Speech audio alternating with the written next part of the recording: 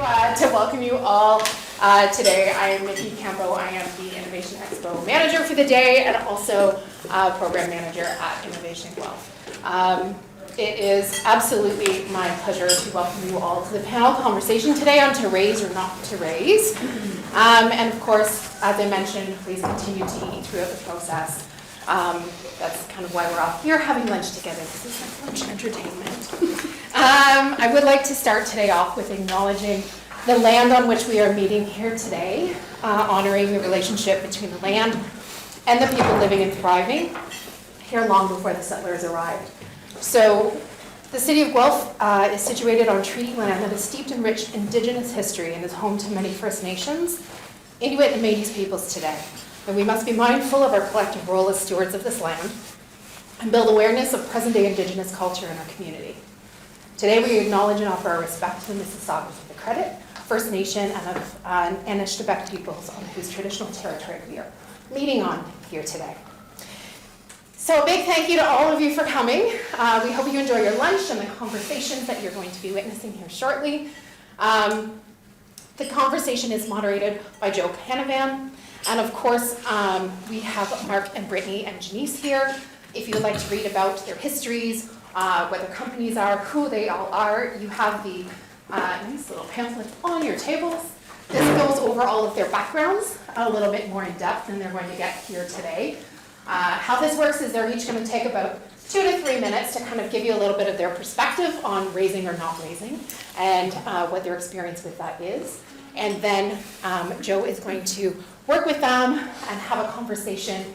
And by about dessert time, we should be working at opening up the floor to some questions. So if you have any particular questions for any of the panelists, we will absolutely reach out to the crowd for that.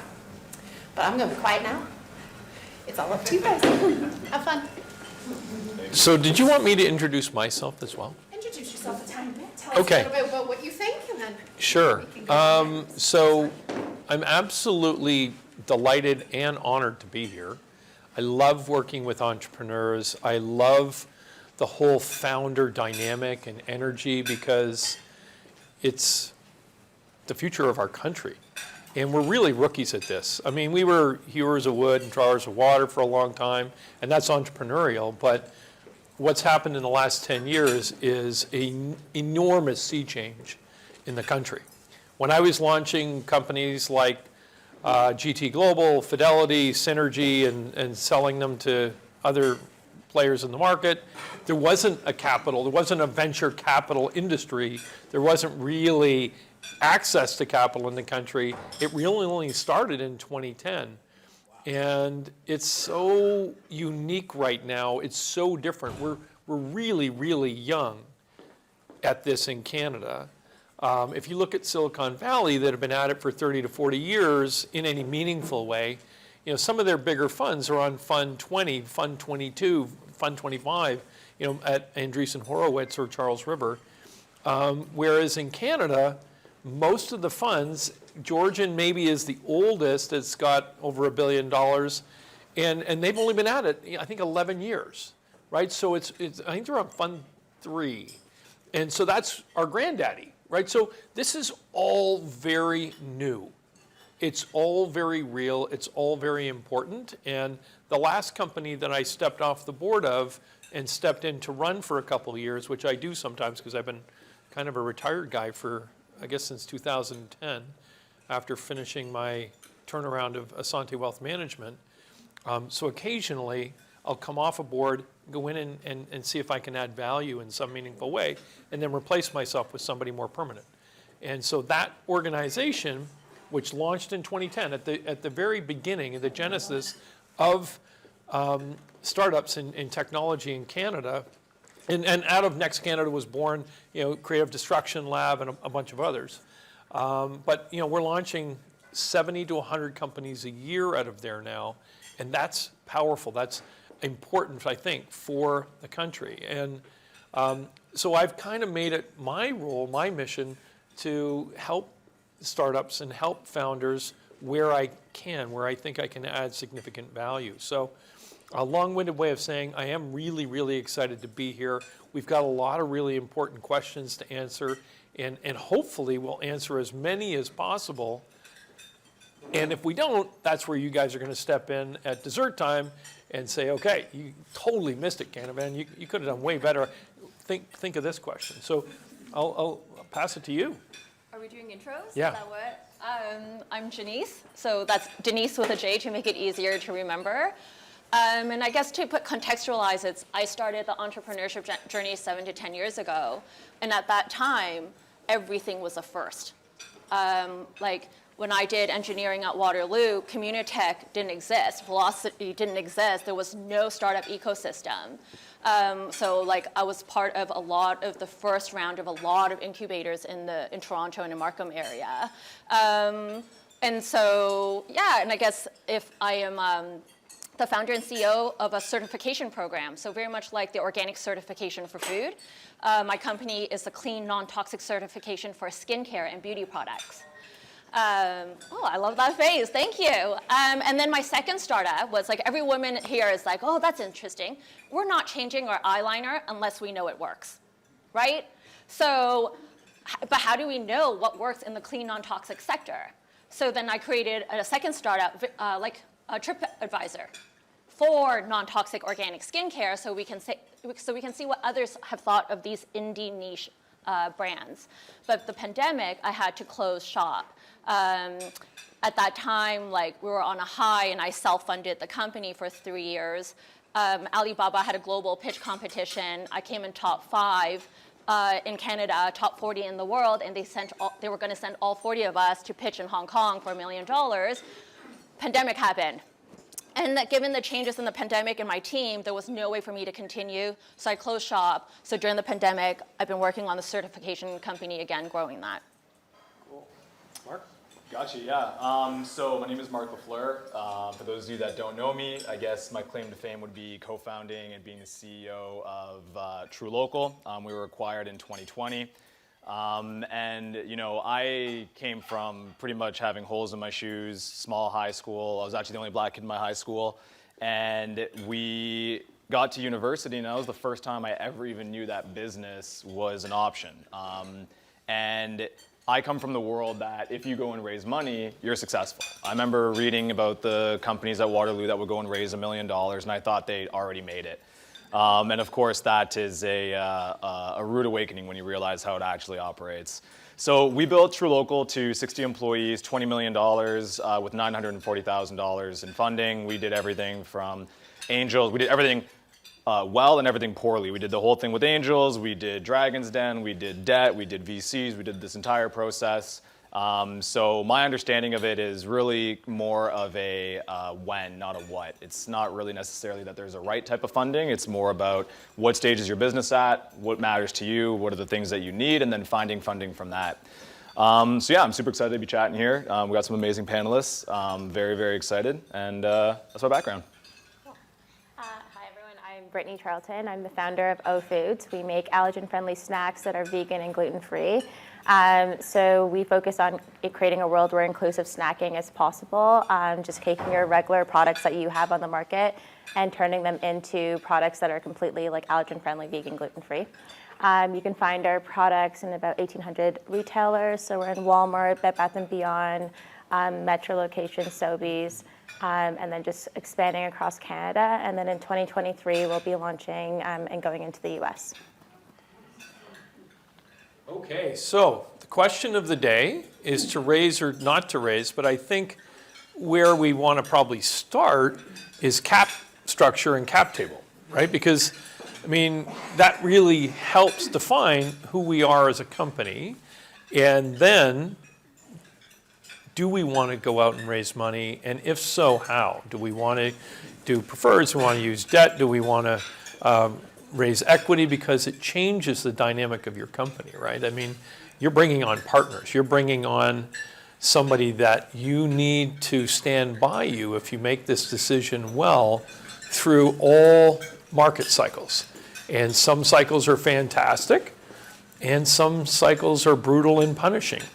And when you go through those brutal, punishing ones, if you've chosen your partners well, they'll help manage through that process.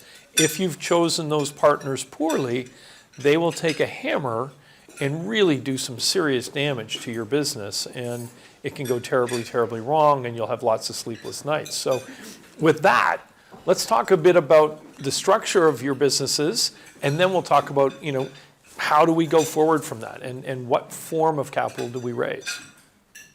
I'll start. With a certification company, I had to win a loan, right? Because that's how scarce money is. I had to win a $50,000. I won a loan from Futurepreneur and BDC, $50,000, and I was able to actually just use that. So I own 100% of the company today. Yeah. That's amazing. Mark? Yeah, my opinion is keep it as simple as possible. Once you guys get to VC institution, if you have a messy cap table early on, it's just a red flag, and it's going to take a lot of restructuring, and then they get a lot more leverage to say, well, as we restructure, we're going to do X, Y, Z. So once again, the context here is when I started True Local, I'd never even read a business book. Like, my degree was in health. I just was a really bad employee, so I wanted to start my own thing. So luckily, of course, I remember coming out the gate and thinking that all I got to do is put like a one-page business plan together, pick up the phone, and people start funding. And once again, that wasn't the case. And through a series of no's from institutions, like from analysts, actually, I couldn't even get to talk to partners, that led me into angels. And I didn't even know what angels were prior to VCs. So the way our company was structured was me and my co-founder, a bunch of angels, and then that's actually how it ended once we were acquired.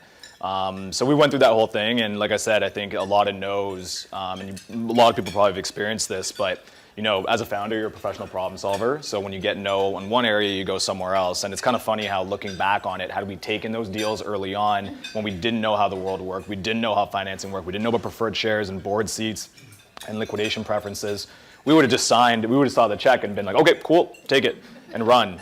And it would have been disastrous. So that's my biggest thing. Keep it simple, especially in the early days. And that's what led us to where we were at. Yeah, I'd say for us, we did a lot of grants. We ended up getting a loan. I bootstrapped the company myself. And then this year is when we actually took on partners. We ended up going to Startup Fest, which is like a tech conference, and then winning $100,000, having a BDC match the funds, and then having another investment group that we spoke to earlier on in the year who said, go get a lead and we'll invest, ended up taking the lead anyway, so that was really cool. But I'd say for us, it was just like, if you can bootstrap, I would do that for as much as you can, depending on what kind of business you're trying to grow and scale.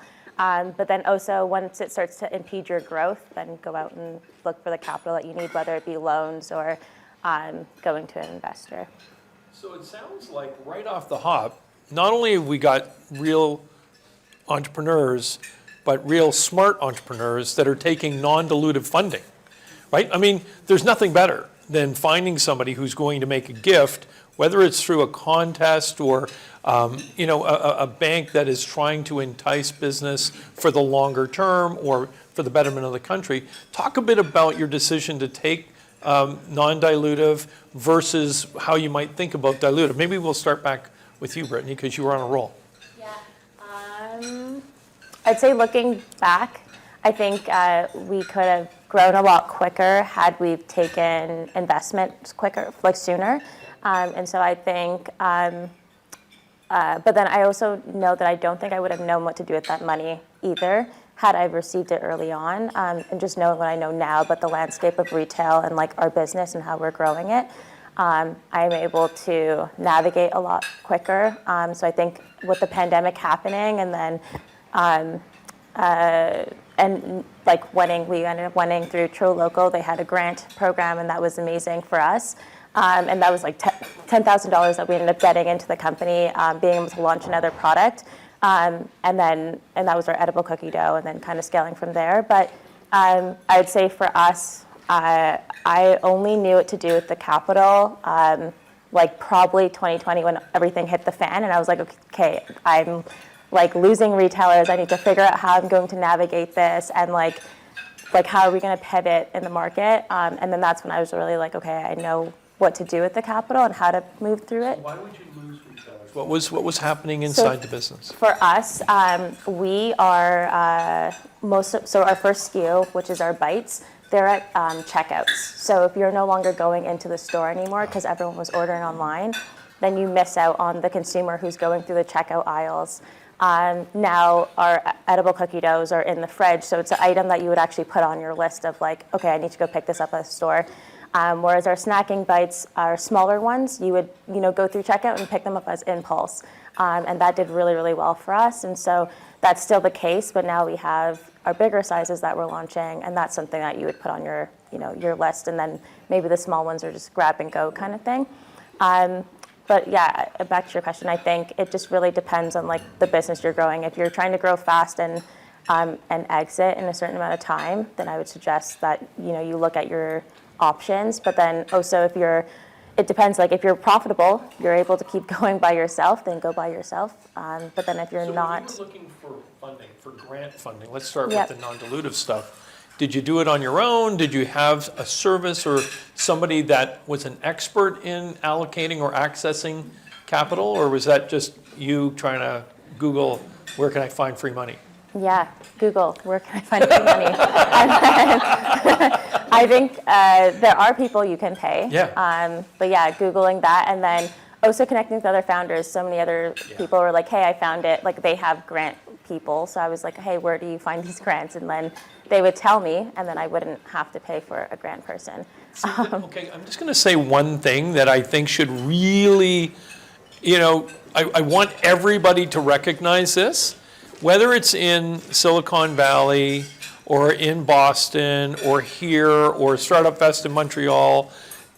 One of the things that I have found is entrepreneurs feel such gratitude, feel such an overwhelming sense of somebody believed in me and gave me my shot, gave me the opportunity to take one, add another one, and get that to equal 4 or 5 or 6. Most times, entrepreneurs will go out of their way to do whatever they can to answer questions, to help you, to support you, as long as they're not competitors. And I do think that that's so phenomenal about this, around this community. Like if you go to CDL, what Ajay Agarwal has built there is brilliant because he's accessed other entrepreneurs to come in and coach and guide and help all the startups. And I think that's a very big part of our community. So the fact that you were able to get good advice from other entrepreneurs, people who've had some experience, I do think that that's something that really needs to be said in this room, because there's no better source of wisdom than other people who've gone through it before. So that's awesome. It's great. And you were able to get it. And then maybe a little bit more about, okay, you got the non-dilutive stuff, and did you think about equity versus debt versus preferreds, and where did it all balance out for you? Yeah. So I think it was only this year that we started to look for funding. And I, like many other people, I thought kind of like what you said, where you just click a button, you message people, and you're gonna get a bunch of people being like, yeah, let's go. And that's not the case. So start early. Yeah, I started looking into that, just looking into different options for us, whether it be a loan from BDC or looking into equity. But then we actually ended up going with safes. So that was completely different for us, where that helped us right now just because of where we are in the business and just not putting a valuation on it right now and letting it play out. So yeah, I would say it really just depends, like I said earlier, on what business you're building and what your goal is. If your goal is to get out in 5 years and you have a vision for that, then go ahead The and. investors in your safe are angels then? It's Yes. beyond friends and family? Yeah, no Next level up, friends. okay. Yeah, and that's another thing is I didn't really have friends and family I could go to and be Sure. like, hey, can I have X amount of dollars, right? So I think that's another big thing of people are like, well, go to your friends and family first, but it's if you don't really have anyone that you can go to and you're Yeah. just relying on yourself, there's only so much growth that you can do on your own. 100%. As a kid from Scarborough, I know. Mark, you were talking a bit about that too. I mean, friends and family, was that an option for you? Or it sounded like, I had holes in my shoes, so not really. Yeah, hard no on that. And I think that's the thing that, I was always driven by, the things that, people tell you not to be driven by. Like I had a chip on my shoulder. I wanted to prove people wrong. We came from nothing. So it was like really like kind of anger at the world, which I think is a really powerful force of fuel, but you can only do it for you do that past too long and you're going down a spiral. But friends and family wasn't an option. The whole thing, I wanted to touch on something I actually said though, because the idea of, especially with institutions, it's all in the relationship building. So to the same point of trying to just go and raise money right away, actually it's not that it's that far away from, hey, now I'm raising, are you interested in investing? That actually can happen if you've built the relationship early on. So I actually feel the whole idea when they talk about to founders about always be raising, the truth really is is that even if you've just closed a round, you should be going to every VC, every investor and saying, hey, look, we just closed this amazing round. I'm gonna keep you in the loop on what we do next, because by the time, whether your runway runs out after 12 months or so, you can now pick that conversation back up, or you can even set milestones, right? The whole idea, go do this and then we will fund you. Yep. If you don't strategize that properly, you end up on a hamster wheel of if you reach out and you did this one thing for a specific investor, right? And you try to go bring that to a new investor, the new investor is going to say, well, do one more thing. And you get on this perpetual hamster wheel. So for us, we didn't do any non-dilutive funding in the early days. We just went straight after angels because once again, we thought that raising money was the win. We went into this very blind. It was figure it all out on the way, jump off the cliff, build a plan on the way down kind of thing. And I think the thing that I know now looking back on it, and to your point as well, is that it all depends on what type of business. Okay, so there's no right or wrong answers. VCs serve a purpose, angels serve a purpose, debt serves a purpose, equity crowdfunding serves a purpose, and it's just about deciding when you want to deploy those strategies, but it's also understanding those strategies deeply. I see it too many times now. I'm definitely a pro angel. I'm very much, if you can early on get angel investment, if you're going to do some sort of dilutive funding. But that's not to say that VCs are this sort of big evil demon that people make them out to be. It's that they serve a different purpose. If you are in a winner-take-all market, or you need heavy R&D, or you need enterprise sales, and you're just starting out, it probably makes sense to approach a VC and say, hey, look, I need the money, but what I really need is I need my foot in the door. I need to be at these events. I need to be talking to the right people, and that's value that they can bring. So the thing where I start seeing a lot of funding break down is that people are using the wrong strategy for their business. So for us, in terms of non-dilutive funding, we got a loan that we never used from BDC, and everybody ripped my head off for that. Why would you do that? We didn't need the money. And my whole process was that I look at a loan from the BDC as a expensive insurance policy. Do you know how much easier it is to go into investor meetings when you don't need to raise? And you can now say, hey, listen, we're good, but we've got money in the bank, we've got this loan, we've got X, Y, Z. Are you guys interested in participating? It's very different than when you've got 6 weeks worth of money left and you're saying, hey, look, I need a hug, right? So that's a big part of it. And even, with the whole thing when we were acquired, so, I forget the specifics, but it was a 3-year BDC deal and we were acquired a year after that. So we paid massive fees on it. But I truly believe we wouldn't have been acquired if we didn't have that sort of war chest to fall back on. So there's just so many different strategies to use. It's not right or wrong. In the early days, if you're a generic business, my opinion would be push dilutive funding as far as you can, because that growth after year one, I remember, the early people we were pitching, which thank God they said no, but we were going there being 10% for $1 million valuation. That was just the go-to. And of course, by the time a year was done, the valuation had jumped because we actually had some business. And had we taken those deals early on, it would have put us in a really, really tough spot. So my preferred way of approaching things for a generic business is, get a little something off the ground. If you need dilutive funding, go to angels. And if you can get non-dilutive, to your point, Google, how do you get free money from a business? And there is surprisingly a lot of options, but it is hard to find. And I will say that to anybody in the room who's running programs, it's confusing out there. It's tough. We don't know where to go. We don't, how to find free money on Google. Once you refine it to I'm running this business and I'm in this space and I would love government funding, something a little bit more specific, it's still tough. This is out of date, that's out of date, go through these 8 portals.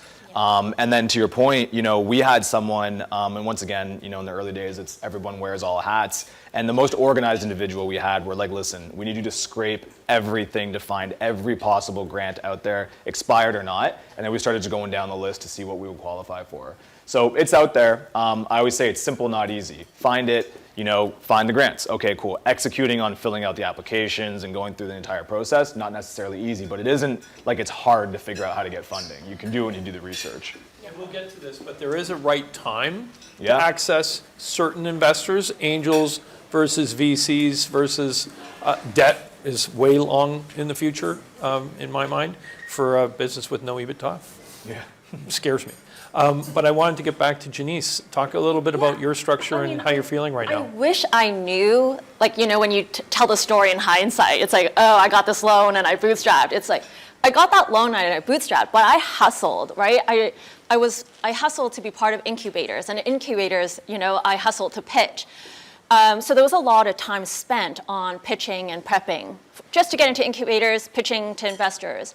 But I think what I wish I had known then is that the nature of my business was quite different.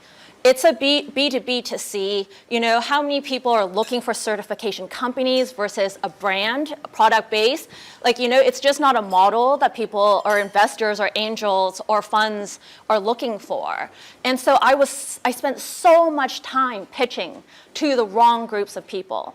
I would be pitching to people where they're like, oh, for one of the companies, what's your exit strategy? I'm like, oh, having Sephora acquire me. And then, the men in the group were like, oh, what's Sephora, right? And when I only pitch to mainly men, and if they don't know Sephora, that there's a huge disconnect with what problem I'm solving and for whom, and how much value add, right, there is to my company. So is the money smart? Right. That's a huge, that is one of the most important things said so far today. Smart money versus any money. And the other thing I would say, and I think Brittany was touching on it, is where to access the capital. I would always, there's lots of money, but money that understands your industry, your vertical. So I would only pitch to people that get my vertical. Like bringing somebody that doesn't understand access to retail, that's not useful, right? And so you need people that understand the vertical, that understand the growth level of your business and what the life cycle of your business might be, how you're going to create value, and then identifying, okay, who is that right investor? And if they're angels, it's awesome in your case if you could get somebody that had been the ex-CEO of Estee Lauder to put in X and become an investor in your organization, because But I would still argue, because there's still product and going into product development and retailer and brand, that's still very different than certification program that targets to very niche, indie, small, tiny brands. Yeah. The only reason I thought of that is I know the person who happened to do that, and I'm like, could he bring wisdom? Could he help you understand the mindset of the brand? Right. And so you've got hundreds and hundreds of brands that already want your certification. Correct.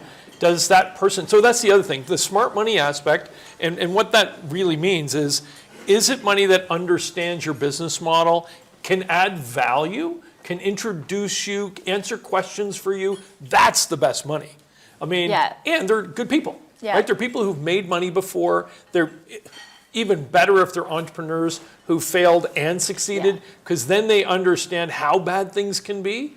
I mean, and if they can introduce you to people, help you think about strategy, help you think about the bigger picture for the opportunities for your company, that's the big deal, right? Because the other thing that people forget is as soon as you bring on an investor, as an angel or as a VC, one of the first questions they have is, how do we exit? I'm going to give you $1 million. How do I get it out? And you're like, oh, I'm not selling. This is my business for the next 30 years. They're like, yeah, thanks very much. Yeah, I don't have a 30-year timeline. And so that's another issue, because if this is a lifestyle business, if this is something that you're going to continue to grow for the next few decades, that's a very different type of investor that's coming along. So maybe, Mark, do you want to talk a bit about that? Because you've had your raises and you've had your exit. How did that play out, and what would you do, maybe think about differently? Yeah, one thing I want to touch on, though, on the smart money idea is that everybody, when they're sitting around having a conversation about it, can conceptualize, go after smart money, go after the money that fits what you're looking for. But the problem is, think of any performance sport. What happens when you are under pressure and you're scarce and you're stressed? You start to choke. And the way I look at it with first-time founders is they are scared, they're desperate, and they don't actually understand the game the way that they should. So what ends up happening is they jump on any check that comes their way. And it's so sad to see how many amazing businesses, great founders that have an absolutely amazing product that fail because they took on the wrong investors early on. And to your point, once again, let's say there are so many alignment things that come up when it comes to taking money. I wish that more first-time founders actually realize that, and maybe I'm speaking for myself here, but money is not hard to come by. There is a lot of money, even today with the current market, there is a lot of money you can get, but people don't know how to navigate that, they don't know how to have the conversation, so they take the first check that's coming their way. And so why is that? I think that, first of all, if you're a first-time founder, you haven't done it before. You are going into it with the current knowledge you have, and then you're going into it with the network of people that you have access to that can help mentor you along the way. And a lot of the times, even if you have a network, a lot of people don't. Even if you have a network, some people just don't ask the right questions. And one thing I will say, don't take this personally, but I always say that first-time founders shouldn't take investment advice from investors. First-time founders should take investment advice from first-time founders, or founders who have actually gone out and done it, because I've seen it so many times. I've been on the other side where I'll literally be watching this, founder ask an investor for advice, and this investor is not giving this founder advice. He is giving him they're implanting this sort of idea on how they can get a better deal on better terms. Like, well, listen, you shouldn't really go after that. What you should do is go for this. And I don't know if it's something that people do on purpose or if it's just subconscious. So for me, I think that, there's a lot of things in play. The fact that as a first-time founder, you're probably putting a lot on the line. You've maybe done a friends and family round. You've maybe quit your job. Maybe you've hired friends. And if you fail, it's really a huge stain on everything that's going on, and you let people down. So you're in this scarce mindset, which makes it difficult to make decisions. And then as a first-time founder, once again, if you're coming from the streets or you're coming from somewhere that doesn't have access to a network, you just aren't able to get that sort of guidance or advice. So those are the kind of things on smart money. And I think it's specific for first-time founders. I think once you've gone and done it, you understand. Like, you understand the value that money can bring. You understand that money arguably is a commodity, but the person behind it is where the value add comes in. So for us, all of this, by the way, is great to talk about in hindsight. I knew none of this going through it. See, this is where I wanted to get to. And you didn't offend me because I was a first-time founder, and I had to go and raise money. I had to go beg for money from all kinds of really, really wealthy, super smart people that I wasn't sure why they would want to be in business with me, but they ultimately chose to do it, and I was ridiculously grateful. Yeah. The biggest problem that I see is founders get so focused on their business that they miss the bigger picture. You need to, and I don't usually say that with definitiveness like this, because entrepreneurship is so fluid, but the one thing that founders need to do, if they can't go 10 years, take a vision. Go and do a vision board for 5 years, 3 years, 1 year, 6 months, and really get a sense of what this business could become and who you want along for the ride. Because when you're making your selection, when you're choosing an angel or a venture capital firm to be your partner, you're getting married. It's marriage. It's sometimes worse than marriage, because marriage can sometimes be, a lot more forgiveness. Venture capital is not known for forgiveness. I thought you were going to say because there's sex. No! Right? Not in 2022. I can't even say that word. Who knows where that's going to go? But good for you for stepping out there. So in 2022, we can't say that you can have sex in marriage. You're getting married. I'm still eggshells near woke people. I don't know. I'm very cautious. But that word aside, I really do think it comes down to, and this is something I used to do every 3 to 6 months, is I would go away. And I would spend 3 days on my own, either actually at Langdon Hall, not far from here, and I wouldn't leave my room. Or if I did, it would be to go to the gym or go for a hike and think about all the things I'd written or meditated on or what have you. And I would always think about, okay, am I still on track? Is this still a crystal clear vision? Is the skeletal of my plan still the right strategy? And even if I veer, like even if you veer with your product selection and you go beyond what you originally envisioned, you're still on track to build a great company in your vertical. That's one of the things, and I just recently had this conversation 48 hours ago with a founder, and it was the one thing. He's just like, I just never thought of it. And yet, he was a very bright, successful person. And so I really do think doing that work, because it is so much heavy lifting as an entrepreneur. There's so much pressure. There's so much stress. There's a lot of sleepless, like 2, 3 o'clock in the morning, where you're waking up going, oh my gosh, how am I going to get to payroll? Am I going to land Walmart? Am I going to whatever, right? There's so many things that people don't take that time. And I think if you do take that time, if you paint a beautiful picture of what success, perfection could look like, even if you don't get to perfection, gosh, you get darn close. The thing with that, though, is that when you're going on that nice walk and you're taking those 3 days, it's easy to have the plan laid out. And of course, it's not that the plan is 100%, but it's like the North Star. The thing that I think that happens with this idea of smart money is that when you start applying pressure, and pressure can be so many different things. It could be physical pressure, it could be mental pressure, it could be emotional pressure, it could be financial pressure, to first-time founders specifically, they start to crack in certain areas. And that's where I see the desperation come in. So to your point, the idea of finding the smart money, what I say now, which I most certainly didn't know back then, is just going through it, is that you have to have the utmost transparency with your investors in terms of the exit strategy. And the reason I say that is because early on, investors will have this idea, first-time founders, which I would say a majority of first-time founders want to go through an exit. They think they're going to exit their company in 1 year. They want to be rich. They want to make money. They want to do that. And that's a huge part of why people go into business.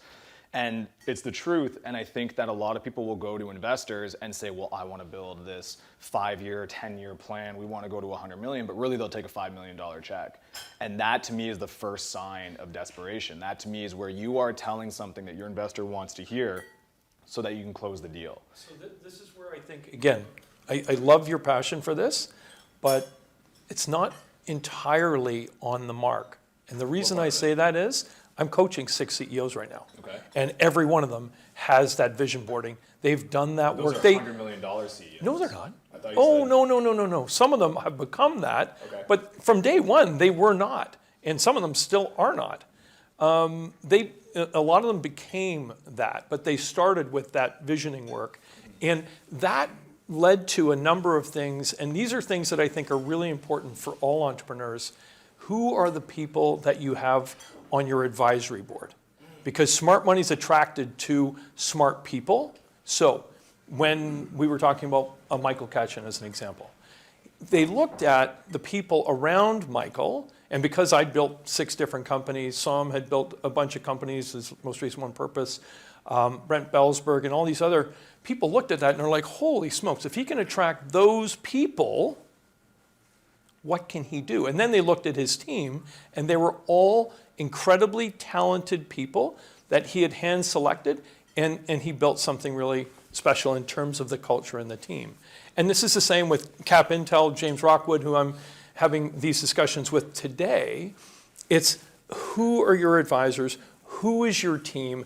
Who are you attracting as the right angel investors, as the right venture investors, so that you never put yourself in harm's way? And having thought about it 5 years out, 3 years out, 1 year out, they don't get blindsided. They don't get pressured into taking the first check. They've actually thought through it. And that's what a coach is supposed to do, is help you see a future that you design for yourself. And again, even if you shift, even if you veer, at least you've set that intention out there. And if it's been realistic, I think that's really good. So Brittany, talk a bit about... Sorry, back to what you were saying. Yeah. So I think smart money is like different things. It could be like BDC doesn't necessarily know about my retail landscape. They deal with tech, but they're an institution that holds weight as well that can get me further and other money too for people to believe in me. So I think there's like different smart money that kind of goes in. It does, like, they don't necessarily need to know exactly how I sell to retailer, what retailers it makes sense or have connections for me, but they can bring in other angel investors that are like, okay, well, you have BDC sitting there. That's like a great bank to have on there. Let's do business with you. And one of the things that Janice mentioned earlier about talking to different accelerators, talking to incubators, talking to network organizations like C100 down in the Valley, they give you, not only do they help educate you, and they give you access to mentorship in some cases, they also give you a network access that is unparalleled. Like what those folks in California have created out of the C100, which was a bunch of young Canadian startup people, and they built this organization to give Canadian startups access initially into the valley, which they otherwise might be afraid to go after.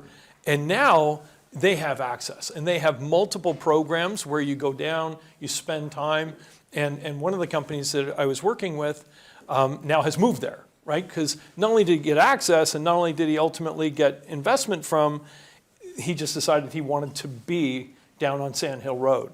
And so that's the other thing that you can do, is continue to build your network. And you, with a book, you're going to go out on a speaking tour probably, you're going to have access to a number of different things. So if you went back in to go back and found another company, that network is going to be an unparalleled one. Whereas Brittany, who's still building the capital, still building her company, still creating her vision, I mean, it's going to be a bit more time.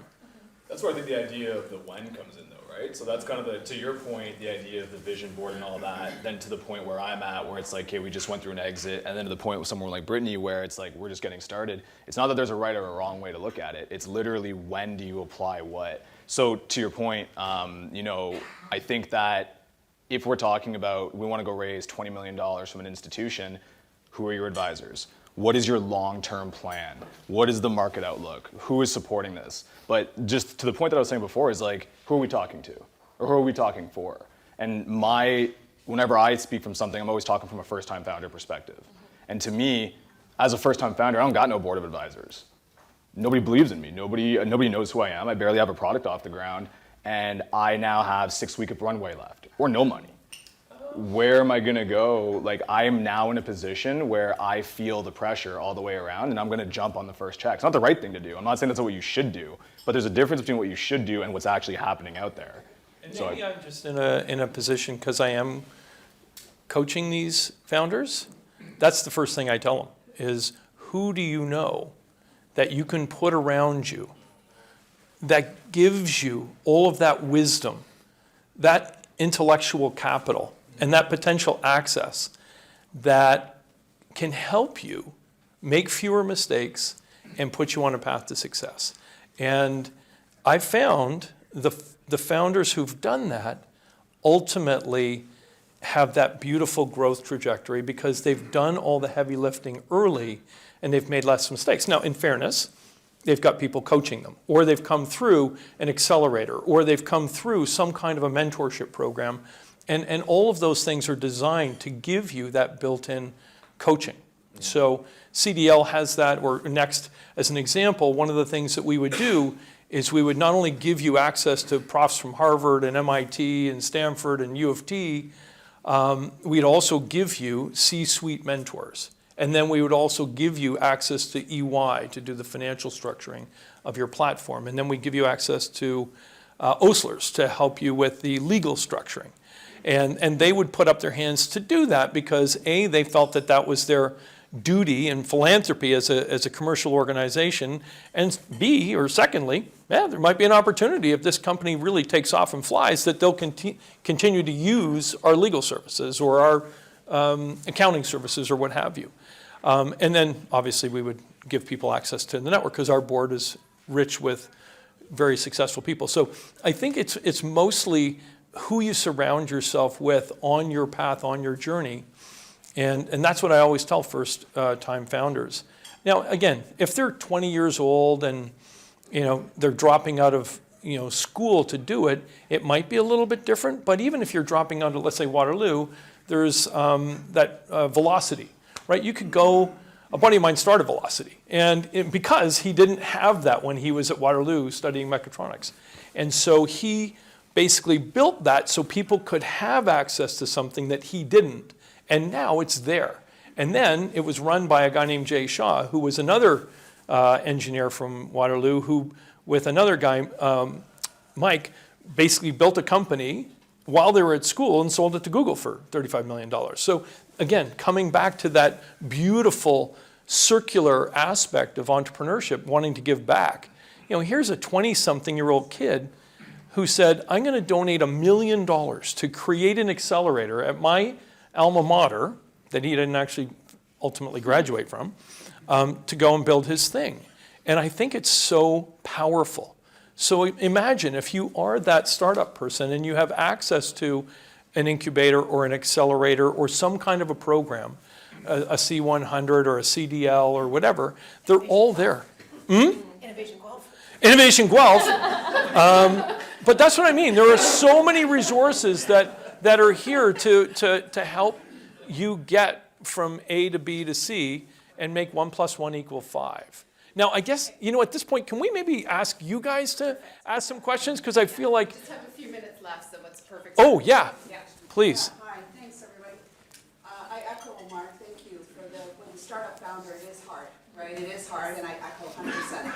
Innovation Guelph, I'm with Business Center Guelph Wellington. We're one of 47 small business centers across Ontario, and that's what we do. We are your advisory board. We're helping you with that 30, 60, 90 days. Same with Innovation Guelph. I mean, that's the plethora of support. There's accelerators, there's small business centers, there's lots of people out there. That's our job, right? So thank you for echoing that, because you're right, not everybody has that same access. No, it's great to hear. Yeah, I appreciate you saying that. Yeah. Yeah, first, I want to congratulate the panel. This is just for me, from an African-American perspective. I'm originally from the U.S. I've been in Canada about 3 years. I work for the Canadian Black Chamber of Commerce. So one, I want to applaud you on the diversity. A lot of times when we act intentionally on inclusion, we don't get the kudos for that. And that's good, actually, because that means you're doing it without the kudos, right? So this is just neat to see someone of Asian descent, African descent, and we got Europeans represented. Like, this is dope. Like, you don't understand how good this feels, especially when you're the only black in the crowd and the people that are presenting are diverse. That's what you should be doing. This is what it should look like. So this is cool. So thank you for that. First off, I want to talk to all of you after, because you are tripping me out, because our chamber's creating a certification program that's never been done in Canada for black entrepreneurs, and it's scary. So I definitely want to talk to you about that, because there's a bunch of minefields, so I feel you. I've got a 100-acre farm in Georgia. Yeah. So definitely want to talk to you. All right. And Just get out to Atlanta, let me know. we're working on a retail program for black entrepreneurs in partnership with Walmart. It's kind of in the preliminary stages, so I definitely want to talk to you. There's some cool stuff that they're doing behind the scenes that no one knows about that speaks to some of the issues that you're talking about, product placement. I just got off a conversation with one of our entrepreneurs with Sephora. They don't know what they don't know. And it's scaring us because we don't know either, because it's changing. They've got to buy shelf space, and then they got to worry about inventory management and all that. It's just a myriad of crap that the big box stores, which is what we want to be, have our stuff everywhere, but dealing with them is not easy, right? Especially from a funding standpoint. But as a coach, I love what you said as far as the vision piece. I had an $8 million company with no values. We had no core values. We just wanted to make money, right? And when we ran up against the recession, our first funding was from an angel, $100,000. That was beautiful, and it was debt. We did a debt instrument. No one was explaining this stuff to us, and that's the piece that I love what you're talking about, the vision piece. Yeah. Because if you don't have vision and values, it's going to be tough. And I wanted to talk about the core values and how each of you kind of created your core values, because that is the one thing that I see I've talked to 700 entrepreneurs this year. Very few, maybe 10, have their core values and talk about it. And I didn't have them. I had 2 multi-million-dollar companies and never had core values. We just wanted to make money. And I'm starting to preach that because it's too tough if you don't have those core values. But I never hear advisors talking about core values. I hear vision and mission, but I never hear core values. So I wanted If to you want, I can give you a 30-second answer on how we did it at True Local. love it. So our whole thing is that, your core values, your mission, whatever you want to call it, is what you do, it's not what you say. Everybody tries to come up with these words and these statements and these phrases to describe what it is, and then they try to live up to that. That's the wrong way to do it. Be a company, exist as a company, just, hang around, do what you need to do, and then what you can do is start putting names and labels to the things that you're actually doing. So the way that we did it was that we did a book club, which sounds lame, but we were doing a book club for a year, 1 book a month, and then the idea, all business books, so I can give you guys a list or whatever, but we go through the whole thing, and then we take out 1 sentence, 1 word, 1 image, whatever it was, the biggest core learning that we learned from that book that represented what we were trying to do or what we were doing. And at the end of the year, we would have 12, and we would go through it and say, not which ones do we want to live up to, but which one out of these 12, pick 5 that actually put into words what we are doing. And that became our core, So that was the only way I could look at it, where it was like, how do we, instead of imposing these words onto us, let's be us and then find the words that match what we do. And that worked quite well. So do you think new values come out of your growth? Yeah, well, for sure. It's always my whole thing on business is it's not a what, it's a when. When are you using what strategy? So for what was working for us when we were doing $2 million was very different than when it was at $15 million, and the whole company had to change, and the values had to change with it. So we kept the book club going yearly, and we would knock things off and put them back up, and you get the core contributors too that come out to We that. have to wrap up. Sorry. Can we let one other person ask a question, and then I'm going to wrap up. Yeah, we'll talk. So, as an immigrant, I don't have big network, right? And I understand the value of people that supports you and advisors and stuff like that. So I've been through multiple events and angel groups where I felt that I'm entertaining them rather than actually having a conversation. So when I went to US market and started working on the US, I've got into DFA Accelerator, I've got into Thrive Accelerator, and I see people listen to what I'm talking about. They try to, they try to figure out what values I bring to this market or that market. So my question, do we all talk about these angel investors and investment ecosystem in Ontario? Does it really make sense to spend that lawyer? That's your investor right there. That's actually a got a check for lawyer who is working on a term sheet for our investors. Right, so I spend so much time trying to find investors, and just to check, right? Okay, I spent like 2 years in this journey, like 2 years after COVID, I tried to approach another angel group in Ontario, and I got the same answer, like, okay, all these kind of feedback, work a little bit on this side, work a little bit on that side. Man, we are not talking about values, like, what are we, like, are you even interested in that, right? Do you even understand what I'm talking about? Is this anything that I can improve in my pitch, right? Rather than just fine-tuning, change black to white and stuff like that. So it's very uphill kind of journey and battle. Not the battle, but discouraging. So the problem is Reaching out to VCs local investors. look at 400 decks a year, and they'll choose 2, 3, 4, or 5 to invest in. So if you do the math on that, they're seeing a ton. Angels aren't that big a number, but they're seeing 100. Like a good angel, somebody who's built some wealth, they've seen lots and lots and lots of decks, and they know what they're looking for. And my thing would always be, give me a quick no. I'm okay with a quick no. I just don't want you to drag it out if you have no intention whatsoever. And you'll find, when you find the right angel or you find the right VC, you'll see so many similarities to your personality type, their belief and understanding of your mission and vision, and it just sort of lines up. And again, maybe that sounds, too... Very rosy. It does sound rosy, but when you find the right one... What I see right now is that Canadian angels, they're not really a risk taker. No. They're Often- actually risk averse. So how come someone who writes a check for $5,000 and not taking risk can call themselves an angel? You can't. Yeah. Right? They can't and they shouldn't. And Well, we that's as a an Canadian- entrepreneur, we are kind of spending time. But this was, back to that point earlier, we only really started down this path in 2010.